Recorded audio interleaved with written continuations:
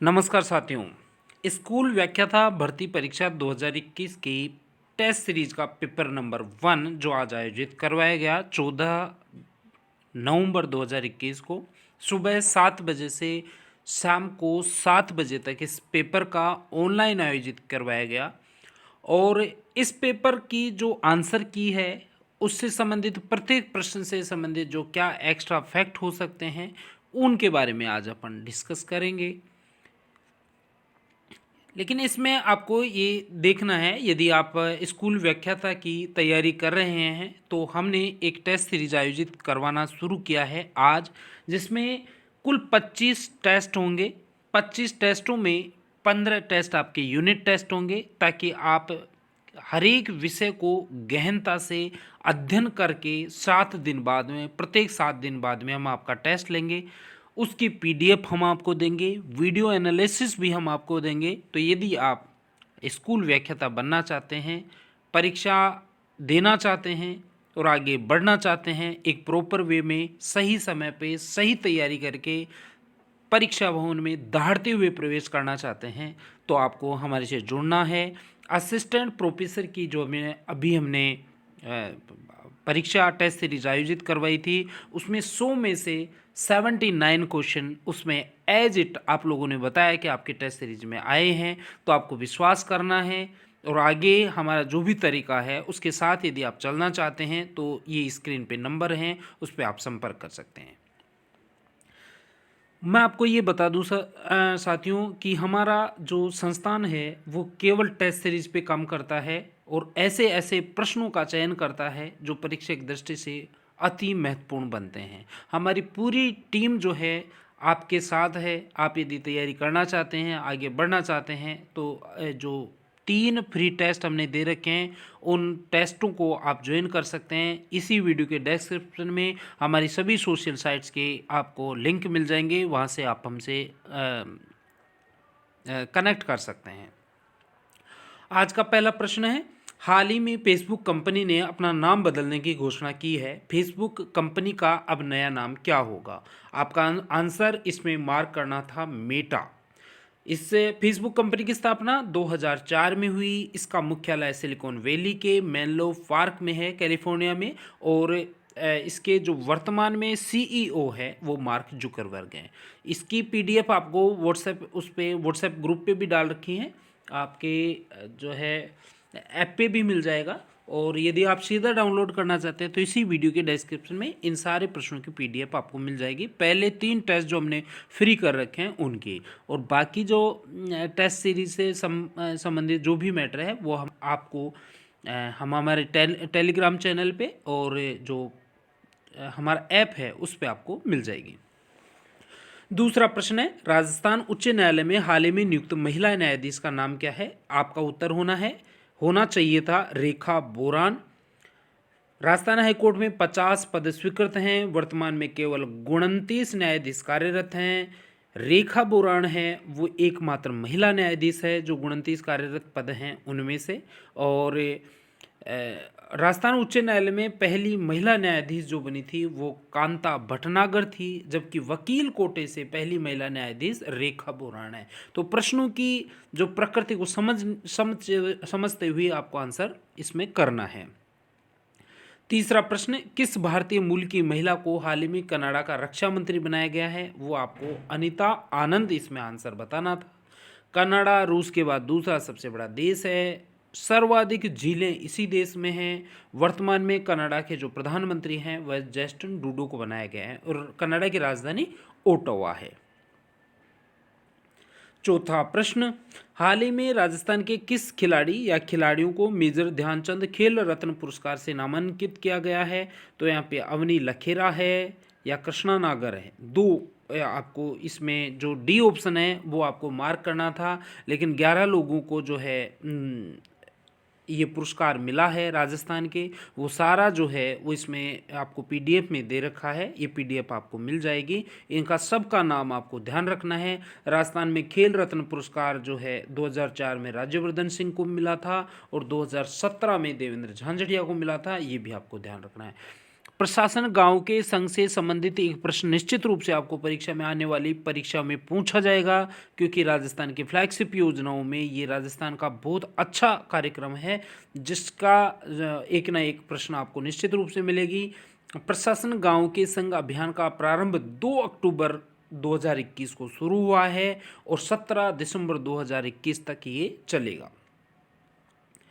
छठा प्रश्न है आज की टेस्ट सीरीज का, निम्न में से राजस्थान के किस खेल प्रशिक्षक को द्रोणाचार्य अवार्ड दिए जाने की घोषणा की है? महावीर सैनी को दिया जाएगा। ये जो भी अपना पैरा ओलंपियन है सुंदर गुर्जर, जो एक भाला फेंक और एथलीट हैं, उनके कोच हैं महावीर सिंह को, और महावीर सिंह को द्रोणाचार्य अवार्ड दिया जाएगा। सातवां प्रश्न अति महत्वपूर्ण प्रश्न है, राजस्थान की किस वस्तु को हाल ही में भौगोलिक संकेतांक अर्थात जीआई का दर्जा दिया गया है? तो आपको इसमें उत्तर मार्क करना था, जो आज का टेस्ट हुआ उसमें सोजत की मेहंदी को। आपको ये भी ध्यान रखना है कि सोजत की मेहंदी को अभी सितंबर 2021 में जीआई टैग मिला है। राजस्थान की 16 ऐसी वस्तुएं हैं जिनको अब तक जीआई टैग मिल चुका है, लेकिन इन 16 में 4 आपके लोगो हैं, मूल वस्तु 12 हैं। ये आपको ध्यान रखना है। जीआई टैग एक किसी भी क्षेत्र विशेष में किसी विशिष्ट भौगोलिक विशेषताओं या हस्तशिल्प से संबंधित किसी वस्तु को एक भौगोलिक संकेतांक दिया जाता है, और इसमें जो भौगोलिक संकेत या जीआई का जो फुल फॉर्म है वो ज्योग्राफिकल लोकेशन होता है, इंडिकेशन होता है, और हिंदी में इसको भौगोलिक संकेतक बोलते हैं।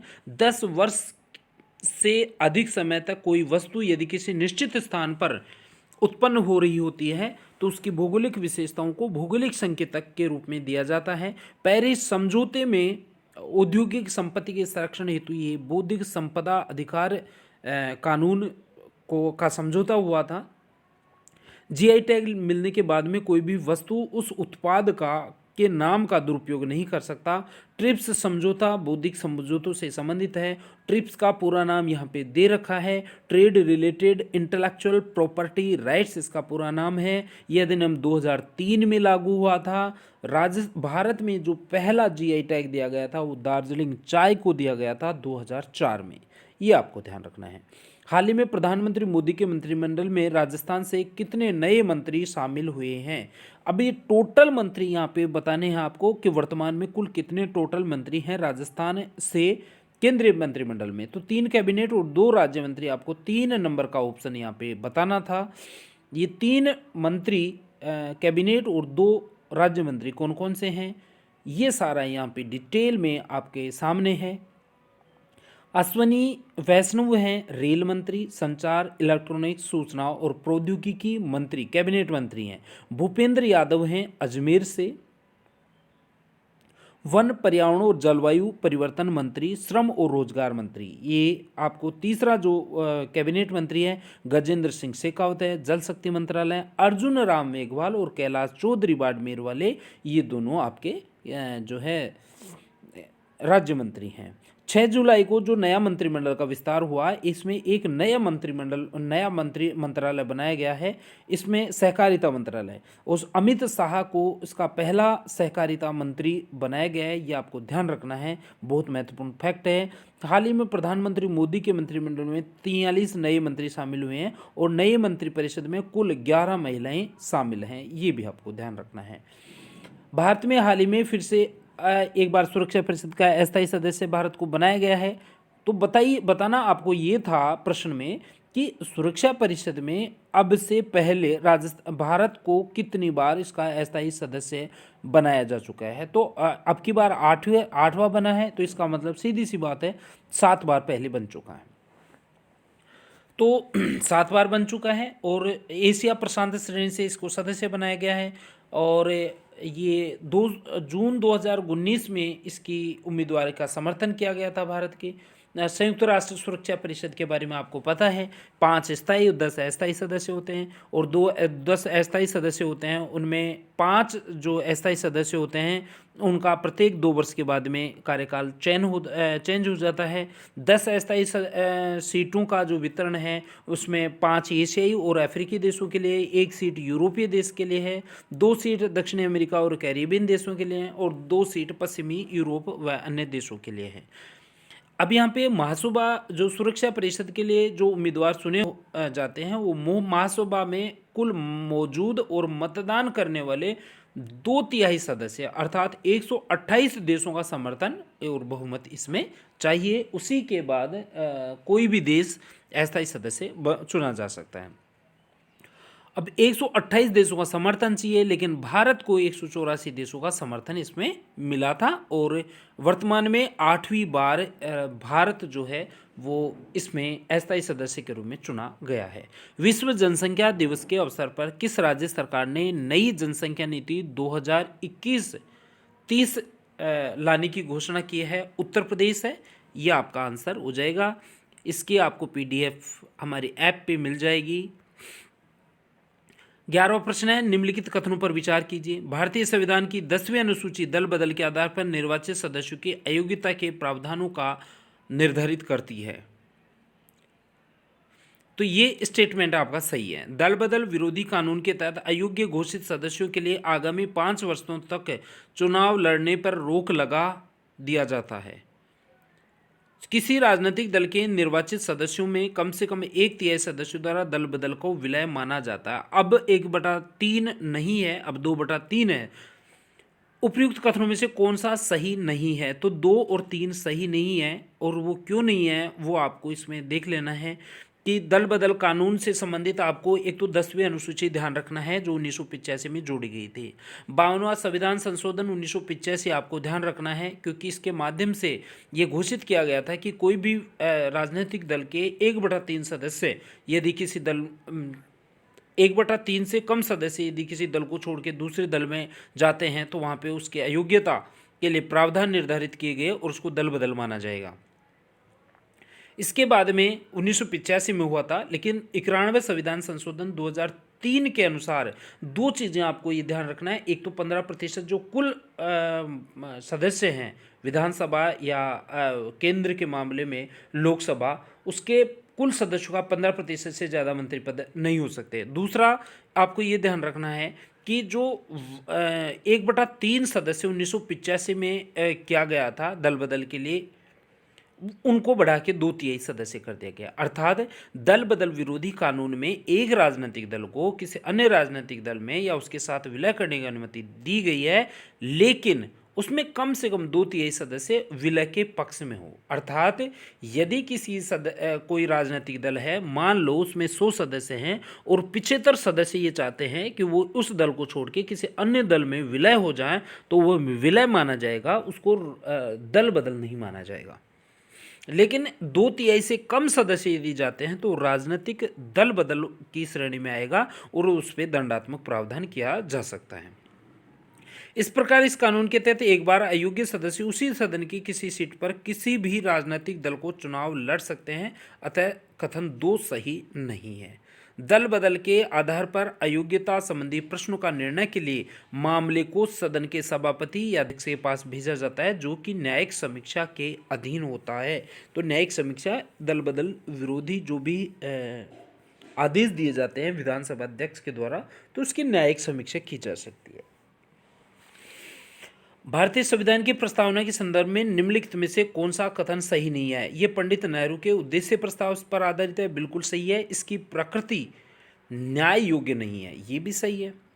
ये संविधान का अंग नहीं है, संविधान का अंग है, तो ये स्टेटमेंट गलत है। यहाँ पे उत्तर ये होगा क्योंकि संविधान का प्रस्तावना जो है संविधान का अंग है। कैसे नहीं है? क्योंकि बहरीवादीवाद 1960 और केशवानंद भारती बनाम केरल राज्य जो वाद था 1973 वाला, उस दोनों में ही प्रस्तावना को संविधान का अंग माना गया है। तो आपका उत्तर तो सी है, लेकिन इसकी व्याख्या जो है वो आपको नीचे दे रखी है, ये आपको कॉन्सेप्ट याद करने में आसानी रहेगी। भारत में मतदान का अधिकार एक संवैधानिक अधिकार है, बिल्कुल सही है। 61वें संविधान संशोधन अधिनियम द्वारा भारत में मतदान करने की न्यूनतम आयु 25 वर्ष से घटाकर 18 वर्ष कर दी गई थी। नहीं, 25 वर्ष नहीं, 21 वर्ष से घटाकर 18 वर्ष की गई थी। तो केवल एक कथन ही इसमें सही है। देखिए, अनुच्छेद 326 में मतदान के अधिकार का उपबंध किया गया है। लोकसभा एवं राज्य की विधानसभा में चुनाव में मतदान करने की न्यूनतम आयु जो है वो 18 वर्ष है। 61वां संविधान संशोधन 1988 के तहत 1989 में मतदान के अधिकार की न्यूनतम आयु जो है 21 वर्ष से घटाकर 18 वर्ष कर दी गई थी, न कि 25 वर्ष से घटाकर 18 वर्ष। तो इस प्रकार के प्रश्नों को आप गहनता से पढ़ के ही उत्तर दें तो ज़्यादा अच्छा रहेगा। मूल अधिकारों के संदर्भ में निम्नलिखित कथनों पर विचार कीजिए। इसका वर्णन संविधान के कुल 11 अनुच्छेदों में किया गया है। बिल्कुल गलत कथन है, क्योंकि 11 अनुच्छेदों में नहीं किया गया, केवल एक अनुच्छेद 51 में किया गया था। दूसरा स्टेटमेंट देखो, 42वें संविधान संशोधन अधिनियम 1946 के द्वारा इसे जनता दल की सरकार ने संविधान संशोधन द्वारा जोड़ा गया था। बिल्कुल गलत कथन है। 42वां संविधान संशोधन 1976 तक तो सही है, लेकिन जनता दल सरकार ने इसको नहीं जोड़ा था, कांग्रेस सरकार ने इसको जोड़ा था। स्टेटमेंट गलत हो जाएगा। इसके क्रियान्वयन के लिए संसद विधि बना सकती है, तो ये स्टेटमेंट बिल्कुल सही है। तो यहाँ पे उपयुक्त में से कौन सा कथन सही है? तीसरा कथन ही सही है, क्योंकि पहला स्टेटमेंट इस वजह से गलत है क्योंकि यहाँ पे केवल एक अनुच्छेद में ही वर्णन है। 11 अनुच्छेदों में मूल कर्तव्यों के बारे में कोई उल्लेख नहीं है संविधान में। दूसरा स्टेटमेंट इस वजह से गलत है क्योंकि यहाँ पे जनता दल सरकार लिखा हुआ है, यहाँ पे कांग्रेस सरकार आना चाहिए था, तो फिर ये सही था। ठीक है, तो आगे चलते हैं। 51A या 51K में ही इसका उल्लेख है। संविधान के अनुच्छेद 143 के संदर्भ में निम्नलिखित पर विचार कीजिए। इस अनुच्छेद के तहत राष्ट्रपति उच्चतम या उच्च न्यायालय से परामर्श मांग सकता है। नहीं, ये कथन बिल्कुल गलत है। देखिए, अनुच्छेद 143 में ये उल्लेख है कि यदि भारत का राष्ट्रपति चाहे तो वह सुप्रीम कोर्ट से किसी भी विषय पर सुझाव मांग सकता है, लेकिन राष्ट्रपति उस सुझाव को मानने के लिए पाबंद नहीं है, बाध्य नहीं है कि यह उच्चतम सुप्रीम कोर्ट ने यदि कोई वो दे दी, सलाह दे दी, तो राष्ट्रपति को सलाह को अप्लाई करने या मानने के लिए बाध्य नहीं किया जा सकता। तो ये स्टेटमेंट गलत है। राष्ट्रपति द्वारा मांगा गया परामर्श देने के लिए उच्चतम न्यायालय बाध्य है, उच्चतम न्यायालय भी बाध्य नहीं है। और उच्चतम न्यायालय का परामर्श राष्ट्रपति के लिए बाध्यकारी बिल्कुल गलत है। बाध्यकारी तो न तो सुप्रीम कोर्ट द्वारा राष्ट्रपति को सलाह देना बाध्यकर है, न ही सुप्रीम कोर्ट राष्ट्रपति को जो सलाह देता है वो राष्ट्रपति उस सलाह को मानने के लिए बाध्य है। अर्थात यहाँ पे तीनों ही स्टेटमेंट गलत हैं, ये आपको देख लेना है। यहाँ पे नीचे सारा दे रखा है। राजस्थान सरकार ने नौकरी में खिलाड़ियों के लिए कितना प्रतिशत आरक्षण का प्रावधान है? यहाँ पे 2% आपका सही उत्तर होगा। राजस्थान सरकार ने खेल कार्यक्रमों को प्रोत्साहित करने के लिए हाल ही में कुछ नए प्रावधान किए हैं जो करंट में बने हुए हैं। प्रश्नों को आने की पूरी संभावना है कि आगे आने वाली परीक्षा में निश्चित रूप से इस प्रकार का प्रश्न आपको पूछा जा सकता है। आरएएस प्री परीक्षा में भी इस प्रश्न को पूछा गया था। तो इसमें आपको ये ध्यान रखना है कि यदि राजस्थान का कोई खिलाड़ी ओलंपिक खेल में कोई स्वर्ण जीत के लाता है तो उसको 3 करोड़, रजत विजेता को 2 करोड़ और कांस्य विजेता को 1 करोड़ रुपए नकद धनराशि मिलेगी। यदि कॉमनवेल्थ गेम्स में या एशियन गेम्स में, कॉमनवेल्थ गेम्स या एशियन गेम्स में यदि कोई व्यक्ति जो है खिलाड़ी स्वर्ण पदक जीतता है, राजस्थान का निवासी है, तो 1 करोड़ रुपए, रजत जीत के लाता है तो 60 लाख रुपए और कांस्य पदक जीत के लाता है तो 30 लाख रुपए का नगद पुरस्कार उसको दिया जाएगा। निम्नलिखित में से किस वर्ष एनफील्ड राइफल भारत में प्रवर्तित की गई थी? तो यहाँ पे आपको उत्तर बताना है 1856। 1857 की क्रांति का मूल कारण था क्योंकि धार्मिक भावनाओं को आहत जब कोई समुदाय करता है तो जन सामान्य उस चीज़ को स्वीकार नहीं करता और विद्रोह के रूप में परिणति होती है। तो यहाँ पे आपको ये ध्यान रखना है कि एनफील्ड राइफल से पहले ब्राउन बेस नाम की एक राइफल दी जाती थी, और जब एनफील्ड राइफल जो है प्रयोग की जाती थी, उसमें ऐसी भावनाएं सैनिकों में फैल गई थी कि उसमें जो लगाया गया कारतूस है उसमें गाय और स्वर की चर्बी का यूज किया गया था। बाद में बुलिस शस्त्रागार में इस चीज़ को प्रमाणित भी किया गया कि हाँ, इसमें ये गाय और स्वर की चर्बी जो है वो लगाई गई है। और इस जो ब्राउन बेस एनफील्ड नाम की जो राइफल है उसका प्रशिक्षण जो है वो दमदम, अंबाला और सियालकोट में दिया जाता था। ये आपको ध्यान रखना है। किसने कहा था, ये स्टेटमेंट पूछा है कि गर्मी की आंधी की भांति मेरठ का विद्रोह अप्रत्याशित और अल्पकालिक था। ये कथन किसका है? वो आरसी मजूमदार का ये कथन है। इससे संबंधित नीचे फैक्ट हैं जो आपको पीडीएफ में मिल जाएंगे। महात्मा गांधी और उसकी विचारधारा से प्रभावित होने वाला पहला जनजातीय नेता, ये जो 19वां प्रश्न आपको टेस्ट सीरीज में पूछा गया था, उसका आपको आंसर देना है अल्लूरी सीताराम राजू। यह आंध्र प्रदेश के जो लोक कथाओं का नायक था, और हिंसा को गांधी जी से इसकी जो भिन्नता थी वो इसी बात को लेके थी कि अल्लारू सीताराम राजू जो है वो हिंसा को आवश्यक मानते थे, जबकि गांधी जी अहिंसावादी थे। दोनों में सबसे बड़ा अंतर यही था। लेकिन रंपा विद्रोह के नेता अल्लूरी सीताराम राजू जो हैं वो एक आदिवासी नेता थे और गांधी जी का जो है समर्थक थे, विचारधारा से प्रभावित थे। भारत की शैक्षिक नीति में फिल्ट्रेशन सिद्धांत का प्रतिपादक, बहुत महत्वपूर्ण प्रश्न है। फिल्ट्रेशन सिद्धांत का प्रतिपादक है जो हैं वो लॉर्ड मैकाले हैं। अब देखिए, फिल्ट्रेशन सिद्धांत या जो निस्यंदन सिद्धांत है वो लॉर्ड मैकाले ने दिया था। लॉर्ड मैकाले ने कभी भी ये नहीं चाहा था कि वो भारतीयों को शिक्षित करें। उसका विचार सिर्फ इतना सा था कि जो भारतीय लोग हैं उनको शिक्षा दी जानी चाहिए। कैसे दी जानी चाहिए? कि भारतीय लोगों में जो ऊपरी तबका है उसमें शिक्षा दी जानी चाहिए, ताकि नीचे के वर्गों में वो शिक्षा छन छन के पहुंचती रहे और भारत में एक ऐसा वर्ग की स्थापना की जा सके, एक ऐसा समुदाय बनाया जा सके जो चमड़े से हालांकि भारतीय हो लेकिन मन, मस्तिष्क और मानसिकता में वो पूरा अंग्रेज हो, जिसकी सहायता से हम एक ऐसा शासकीय सहायक वर्ग तैयार कर लेंगे ताकि वो शिक्षा में और शासन व्यवस्था में हमारी सहायता कर सकेगा। साथ ही जो पश्चिम का ज्ञान है, अंग्रेजी साहित्य है, ईसाई धर्म से संबंधित जो अवधारणाएं हैं वो उन लोगों में वो फूट फूट के डालना चाहता था, ताकि भविष्य में किसी भी प्रकार की समस्या आए तो वो लोग उनका समर्थक बन के रह सकें।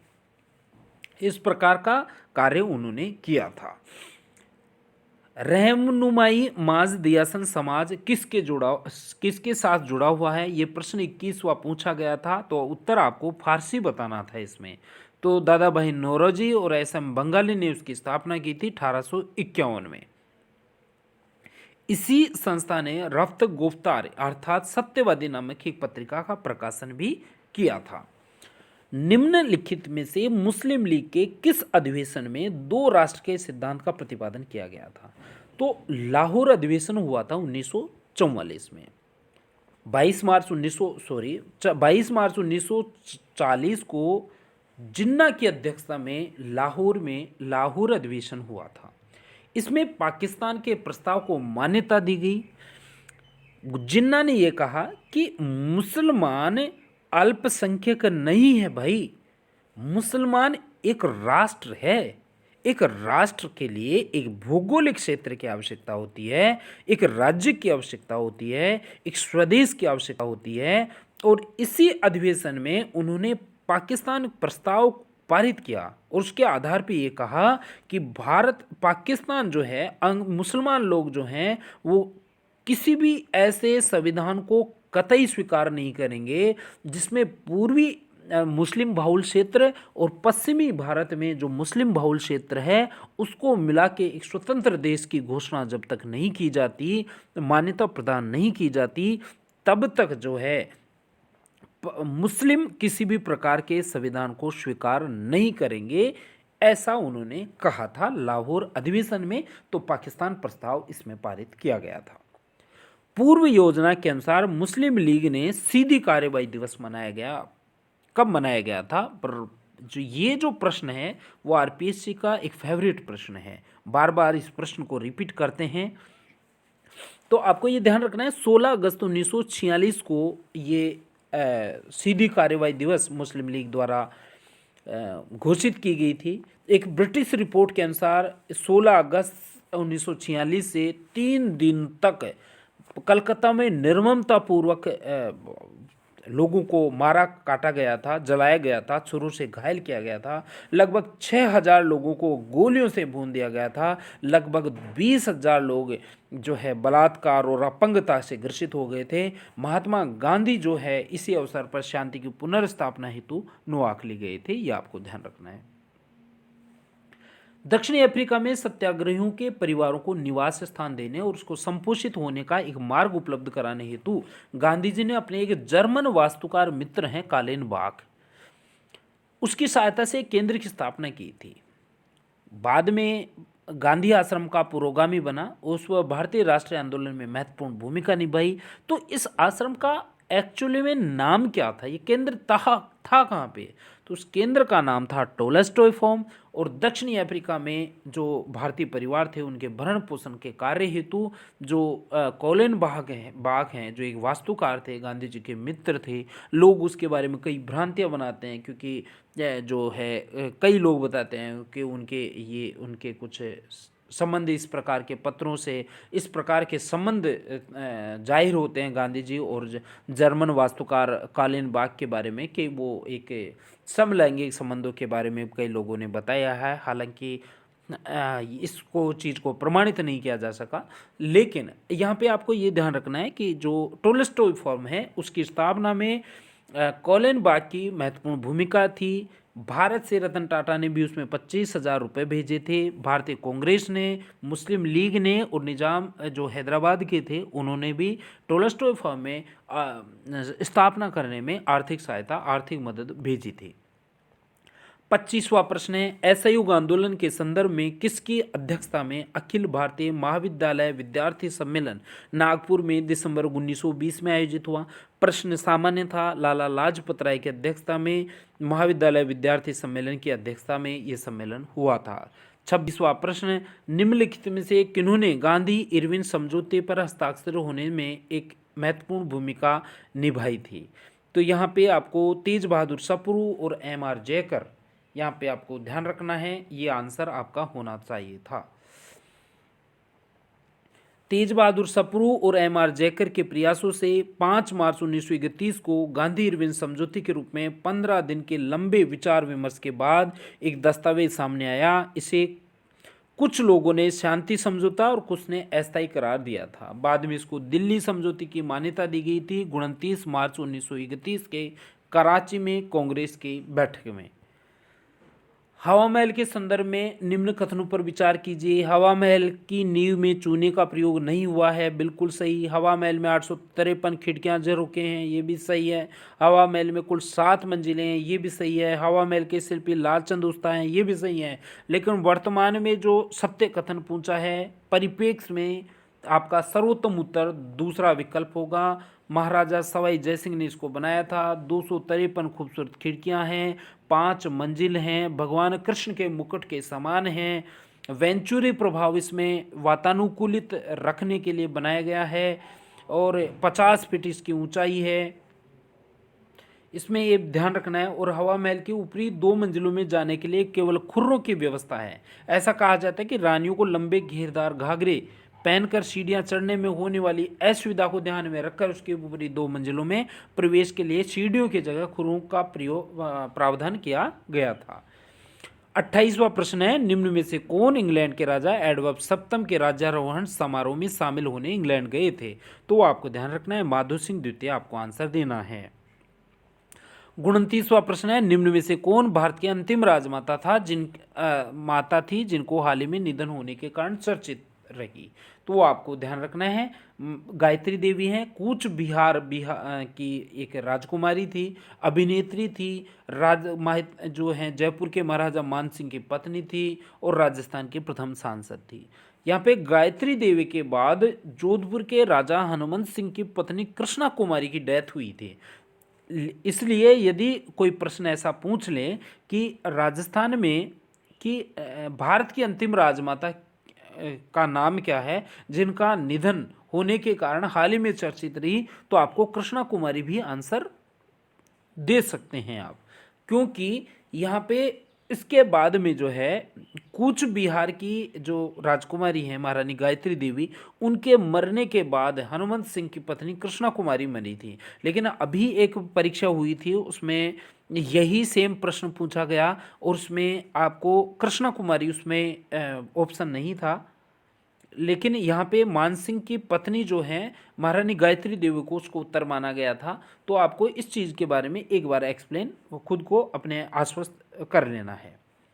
निम्न पंक्ति किसके लिए प्रसिद्ध है? चूड़ावत मांगे सैनानी सर काट दियो शतरानी। सहल कंवर है, हाड़ा शासक सहल कंवर जो है उनके पति का नाम था रतन सिंह, और रतन सिंह जब मेवाड़ के राणा राय सिंह के द्वारा ये उनको आमंत्रण भेजा गया चारुमती के प्रकरण में, तो ये जब वो निशानी मांगे थे तो हाड़ा रानी ने अपना जो है सिर काट के दे दिया था। ये सहल कंवर जो है जोधपुर के शासक जसवंत सिंह की पत्नी थी, उनकी भाई की लड़की थी। वो जसवंत सिंह की पत्नी वही पत्नी जिसने एक बार औरंगजेब के पराजित होकर वापस लौटने पर दुर्ग के दरवाजे तक नहीं खोले थे, उसी की बहन भाई की लड़की थी ये।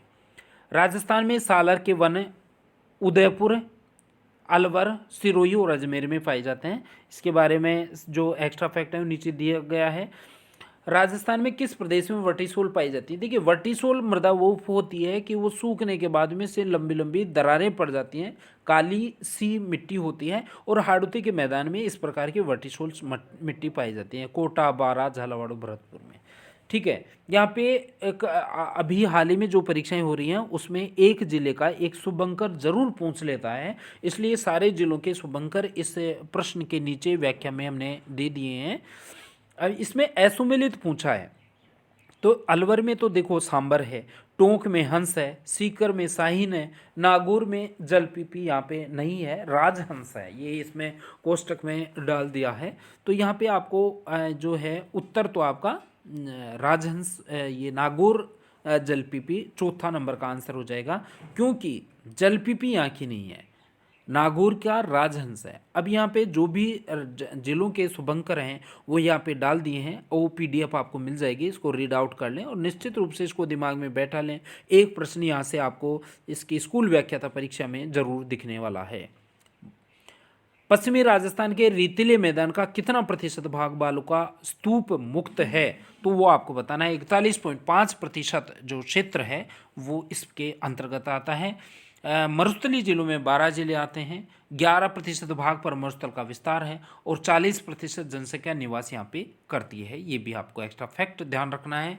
राष्ट्रीय झील संरक्षण योजना राजस्थान की कौन सी झील शामिल नहीं है? तो इसमें आपको आंसर जो है वो सांबर झील को बताना था, क्योंकि 2001 में पर्यावरण और वन मंत्रालय राष्ट्रीय झील संरक्षण कार्यक्रम उन्होंने शुरू किया था।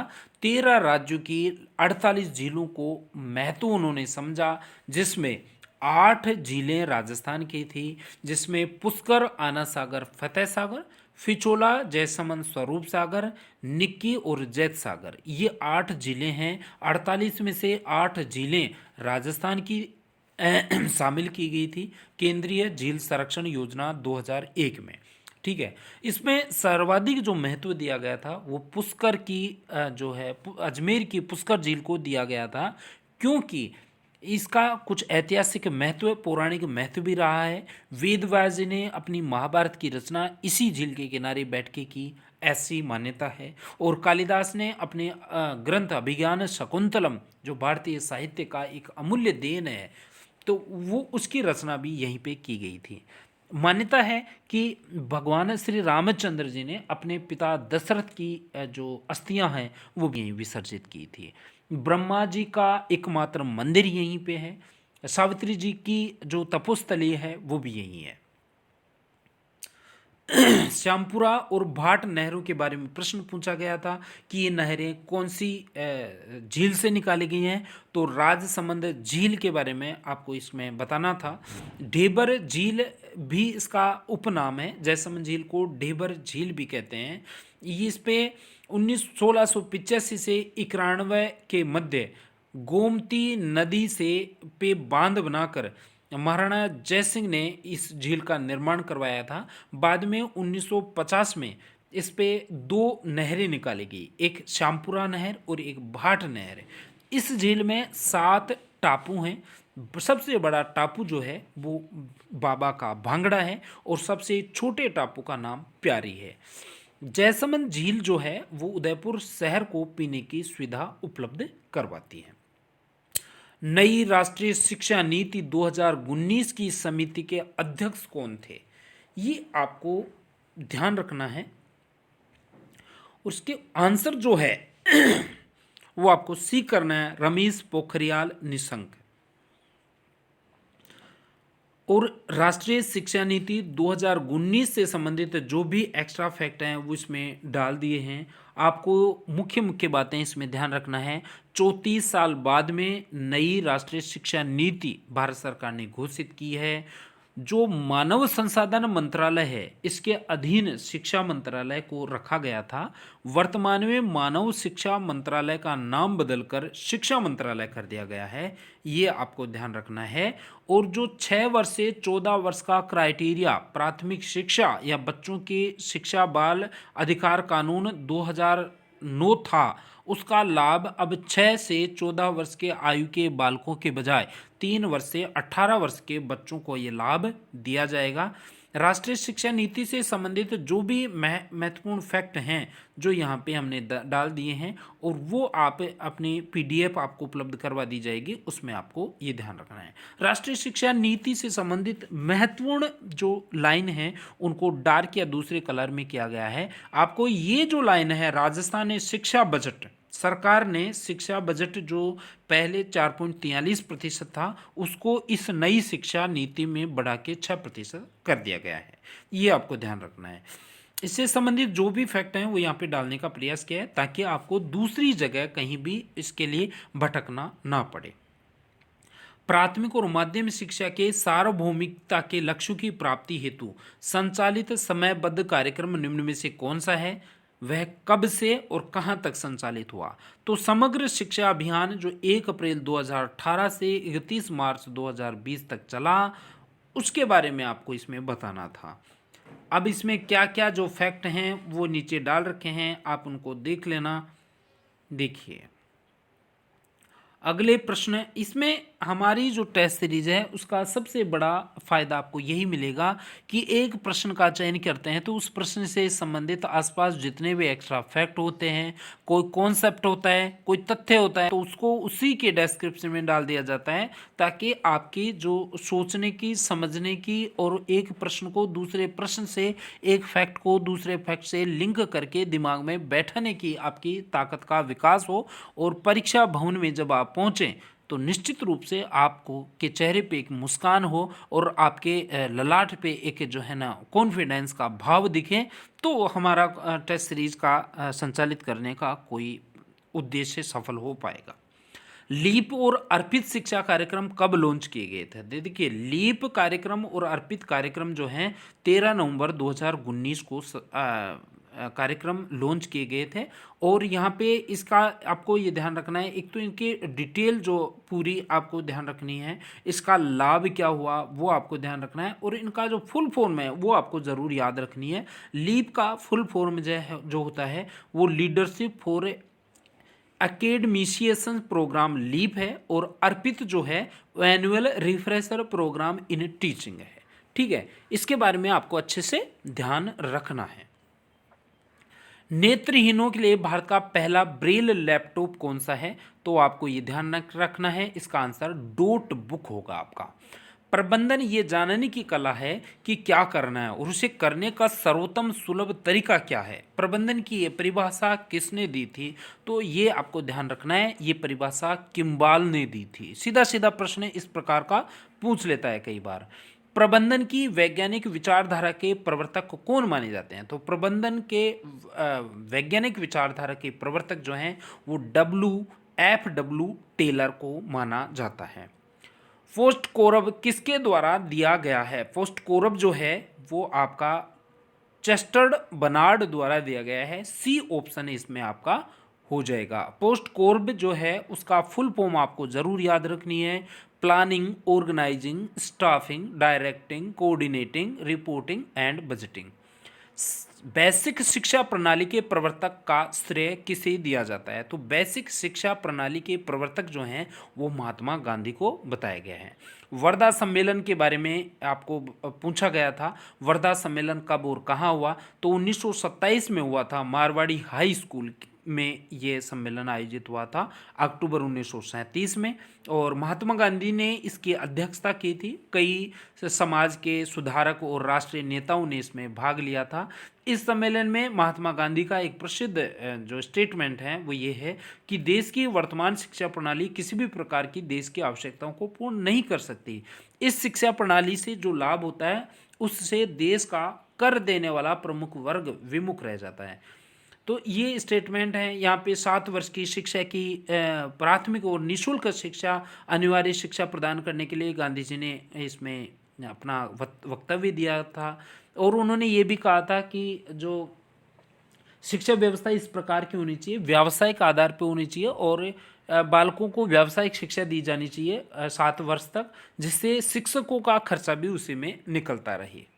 जाकिर हुसैन समिति जो है बेसिक शिक्षा में योगदान जो है सर्वाधिक जाकिर हुसैन समिति का रहा था, जो दिसंबर 1937 में उन्होंने अपनी रिपोर्ट दी थी। इसके बारे में डिटेल से आपको एक बार हम जो PDF आपको उपलब्ध करवा रहे हैं उसमें आपको देख लेना है।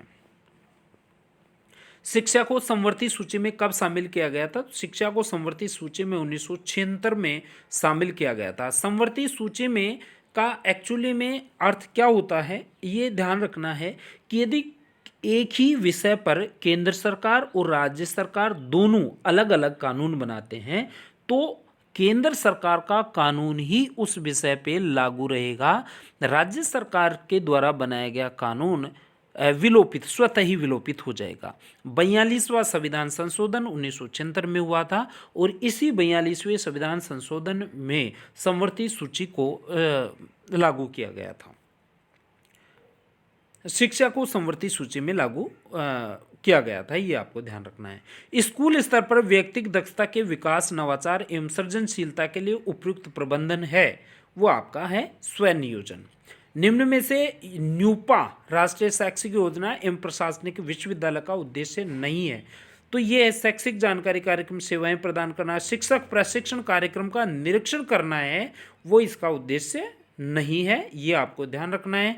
और राष्ट्रीय शैक्षिक योजना एवं प्रशासन विश्वविद्यालय से संबंधित जो भी एक्स्ट्रा फैक्ट आपके परीक्षा की दृष्टि से महत्वपूर्ण बन सकते हैं वो नीचे यहाँ पे डाल दिए हैं। इससे संबंधित और कहीं भी आपको सर्च करने की ज़रूरत नहीं है। EMIS का पूरा नाम क्या है? तो EMIS का पूरा नाम है एजुकेशन मैनेजमेंट इंफॉर्मेशन सिस्टम। दोबारा देखो, education management information system EMIS का पूरा नाम है। विद्यालय योजना निर्माण का सिद्धांत नहीं है, ये इसमें आपको C ऑप्शन को मार्क करना था। स्थूल से सूक्ष्म ज्ञान प्राप्त करने का सिद्धांत है। विद्यालय योजना से महत्वपूर्ण अभिलेख, उपकरण व दर्शन है जिसके बिना एक सफल विद्यालय का निर्माण अत्यंत मुश्किल है।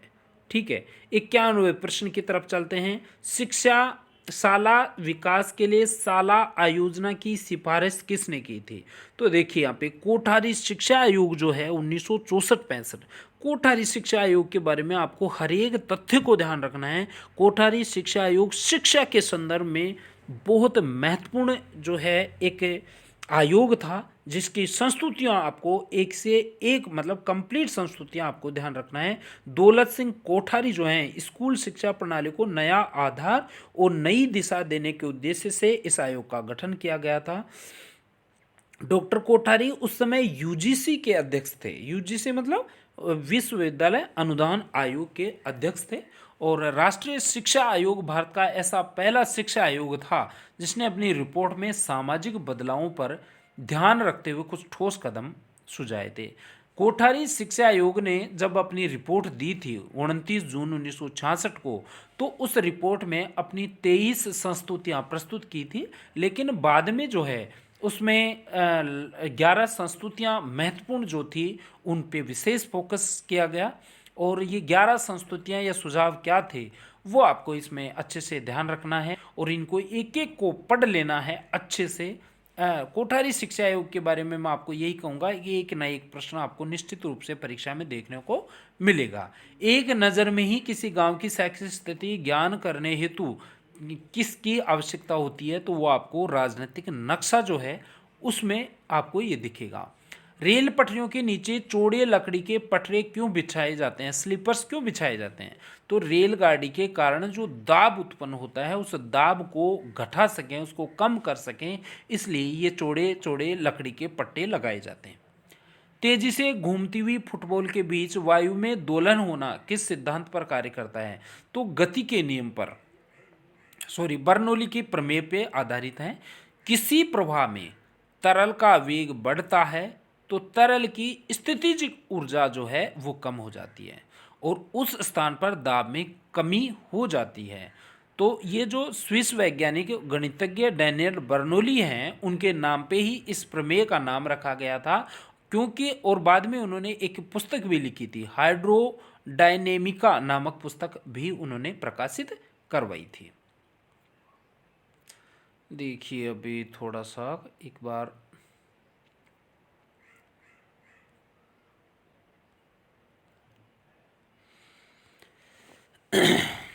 सॉरी कहाँ गया ये?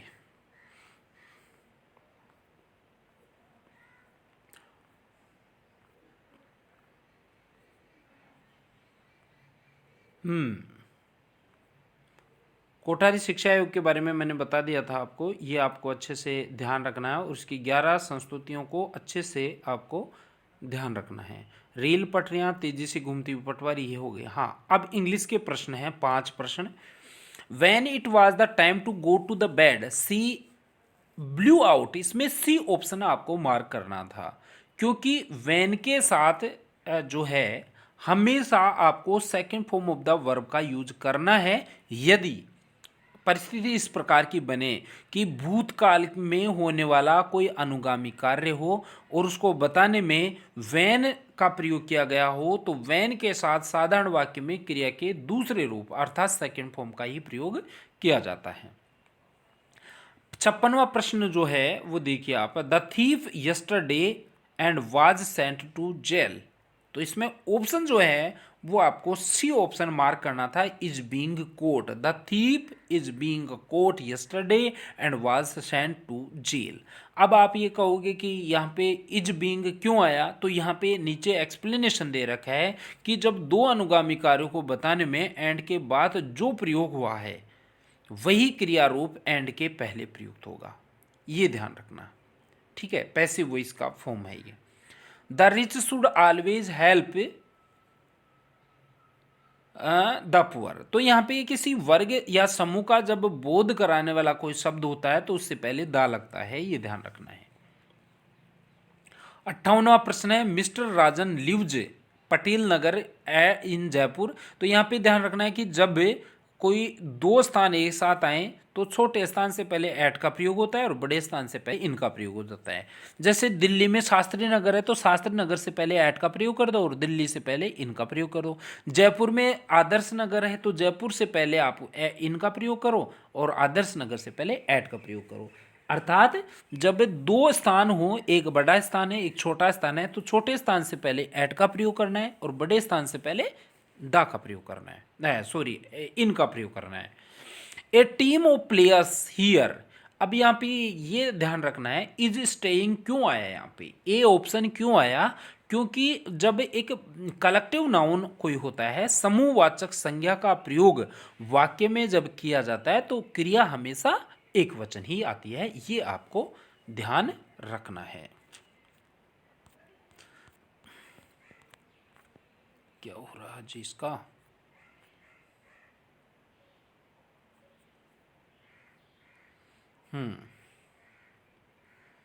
चलिए। निम्न में से स्वर संधि का उदाहरण नहीं है, तो उदाहरण आपका तीन तो स्वर संधि के हैं, दिकंबर जो है आपका स्वर संधि का उदाहरण चौथा नंबर का नहीं है। क्यों नहीं है उसका नीचे व्याख्या दे रखी है। कौन सा शब्द युग्म असुमिलित है, तो अरि जो तीसरा ऑप्शन है, अरि जो होता है वो शत्रु को कहते हैं। रे के ऊपर छोटी की मात्रा है, इसलिए यहाँ पे शत्रु होता तो सही था, लेकिन ऐसा नहीं है। यहाँ पे संबोधन स्त्री के लिए संबोधन बड़ी की मात्रा आता है, तो यहाँ पे तीसरा ऑप्शन आपका सही आंसर हो जाएगा। निम्न में से कौन सा शब्द उसके सही अर्थ के साथ सुमेलित नहीं है, तो आपको सप्लीमेंट्री जो है वो सत्यनिष्ठ नहीं होता।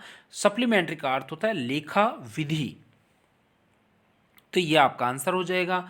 वर्तनी शुद्ध नहीं है, उन्नतशील की नहीं है, क्योंकि उन्नतिशील होता है, उन्नतशील नहीं होता। कब राजस्थान का बजट विधानसभा की जगह लोकसभा में पेश किया गया, तो वो आपका 1993 में बाबरी मस्जिद विवाद के कारण बजट विधानसभा की जगह लोकसभा में पेश किया गया था, ये आपको ध्यान रखना है। दिल्ली मुंबई औद्योगिक कॉरिडोर का प्रश्न पूछा गया था कि दिल्ली मुंबई औद्योगिक कॉरिडोर का कितना प्रतिशत भाग राजस्थान से होकर गुजरता है, तो 39% आपको इसमें बताना था, पहला ऑप्शन।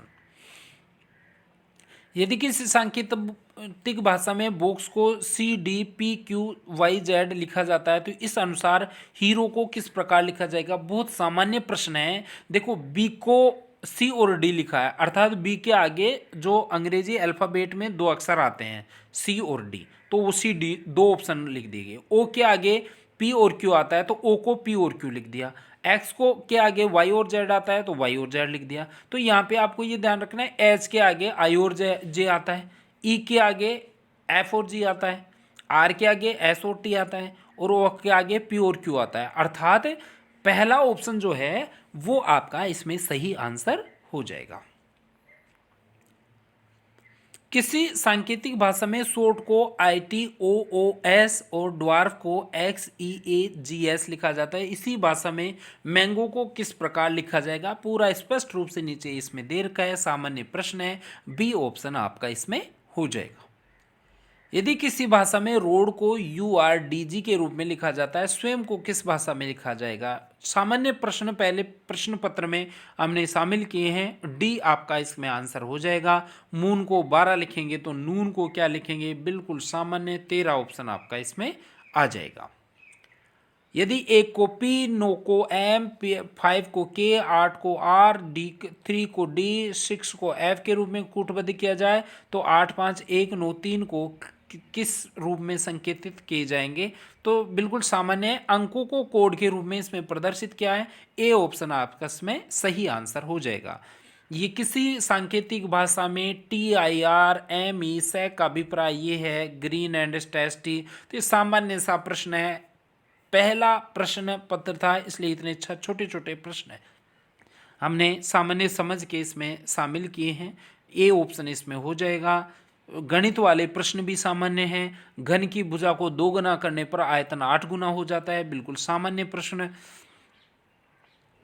2 बेलन की त्रिज्या का अनुपात 3:4 है और उसकी ऊंचाइयों का अनुपात 2:3 है, तो बताओ उनके आयतनों का अनुपात क्या होगा। 3:8 आपको आंसर इसमें करना था। सीरीज में अगले अक्षर की पहचान आपको करनी है, तो यहाँ पे जो आपका आंसर होगा वो आपका हो जाएगा 48, और कैसे होगा वो आपको देख लेना है कि प्रत्येक संख्या का क्यूब और प्रत्येक में से प्रत्येक संख्या का स्क्वायर घटाने के बाद जो अंक आ रहा है उससे आगे वाला अंक आपको बताना है। सीरीज को पूर्ण करना है 509, 68, 429, 140, 365 और इससे आगे आएगा 196। कैसे आएगा वो देखिए, 509 में से जब 21 का वर्ग घटा देंगे तो 68 बचे, 68 में 19 का वर्ग जोड़ देंगे 429 आया। 429 में 17 का वर्ग कम कर देंगे 140 आया। 140 में 15 का वर्ग जोड़ देंगे 365। तो अब तो घटेगा, तो इसका मतलब 365 में गुणनतर का वर्ग 169 है, 13 का वर्ग 169 है, वो जो घटा देंगे तो 196 आपका आंसर हो जाएगा। आज का अगला प्रश्न है, अगला और अंतिम प्रश्न है। सीरीज को पूरा करना है। 8 के बाद 17, 17 के बाद 34, 34 के बाद 58, 58 के बाद 88। तो आपका आंसर आएगा 123। कैसे आएगा वो नीचे आपको दे रखा है। तो देखिए साथियों, यदि आप वास्तव में स्कूल व्याख्याता भर्ती परीक्षा 2021 जो अभी आने वाली है उसके प्रति सीरियस हैं, तो स्क्रीन पे दिए गए नंबर से आप हमारे से संपर्क कर सकते हैं। टेस्ट सीरीज ज्वाइन करें, समय पे जाग जाइए, अन्यथा आपको समय माफ नहीं करेगा। आपको टेस्ट सीरीज के माध्यम से ज़्यादा टेस्ट अप्लाई करने हैं, अटैम्प्ट करने हैं, ताकि परीक्षा भवन में पहुंचने से पहले आपको इतना अभ्यास आ जाए, इतना कॉन्फिडेंस आ जाए कि कोई प्रश्न आपसे गलत भूल के भी नहीं हो पाए। आप यदि टेस्ट सीरीज ज्वाइन करना चाहते हैं तो इसी वीडियो के डिस्क्रिप्शन में आपको हमारे सभी सोशल साइट्स के लिंक मिल जाएंगे, हमारे मोबाइल नंबर मिल जाएंगे, हमारा व्हाट्सएप ग्रुप, टेलीग्राम चैनल का लिंक, फेसबुक पेज का लिंक, सब कुछ आपको वहीं पे मिल जाएगा। तो यहाँ पे आप देख के आप हमसे संपर्क कर सकते हैं। अगले संडे को फिर से मिलेंगे, तब तक के लिए अलविदा।